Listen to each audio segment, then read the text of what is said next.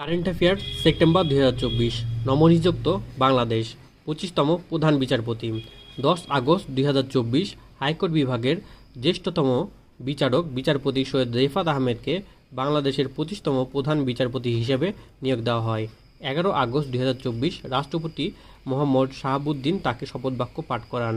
তার পিতা ব্যারিস্টার ইশতিয়াক আহমেদ তত্ত্বাবধায়ক সরকারে সাবেক উপদেষ্টা ও সাবেক অ্যাটর্নি জেনারেল ছিলেন, আর মা ভাষা সৈনিক ও 21 পদকপ্রাপ্ত ডক্টর সুফিয়া আহমেদ বাংলাদেশের প্রথম নারী জাতীয় অধ্যাপক ছিলেন। সৈয়দ রেফাত আহমেদ 27 এপ্রিল 2003 হাইকোর্টের অতিরিক্ত বিচারপতি নিযুক্ত হন। 27 এপ্রিল 2005 অর্থাৎ 2 বছর পরে হাইকোর্ট বিভাগের স্থায়ী বিচারপতি হিসেবে নিয়োগ পান। উল্লেখ্য, বৈষম্য বিরোধী ছাত্র আন্দোলনের আলটিমেটামের মুখে 10 আগস্ট 2024 পদত্যাগ